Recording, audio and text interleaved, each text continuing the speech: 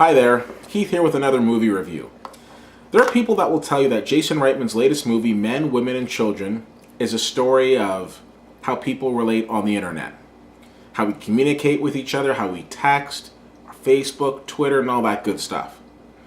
I looked at the movie and I thought to myself, it's just basically a movie about relationships. And there's so many interesting stories and relationships in this movie. And not all of them are really driven by how we LOL or smiley face each other. Now, in this movie, we come across a lot of interesting characters. We come across a married couple that really shouldn't be married because they don't seem to love each other very much.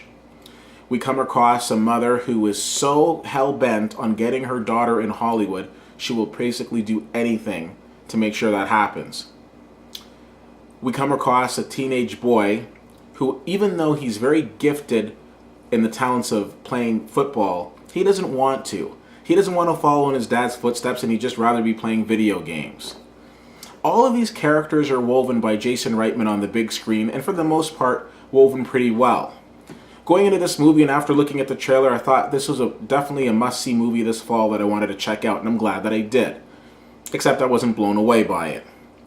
There are scenes in this movie that are, in my opinion, somewhat uncomfortable to watch, and some of the audience reactions in terms of watching this movie were some of the best that I've seen in the movies in a long time. But overall, I didn't find the movie delivered. It didn't deliver a home run like some of his other movies might have, such as Up in the Air or Juno. But I didn't think it was a terrible movie nonetheless. I didn't find it to be a terrible movie nonetheless. Overall, I'm giving this movie a B-. Some of the performances that stood out to me were Jennifer Garner and Judy Greer, playing the overprotective mother and the you could probably be a little more protective mother, respectively.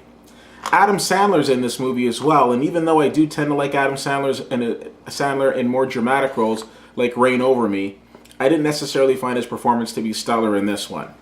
The issue that I had with this movie is that when you have all these different stories, you really want to try to wrap them up towards the end, or at least leave us hanging. And the stories that Reitman left wide open, and it really felt I cared how they ended. But I did notice that he didn't wrap them up. Anyways, like I said, a B-, which isn't necessarily a terrible grade. I just wouldn't rush out to see this. But if you're in the theater and Gone Girl's too full, then maybe Men, Women, and Children would be one that you might want to think about. As always, you can check me out on Twitter at CFL_fan, Facebook.com/WhittyWhittier, and WhittyWhittier.com. If you have the opportunity to checking this movie out, I'd love to hear what you think about it, and feel free to drop me a line. And until then, I'll see you at the movies.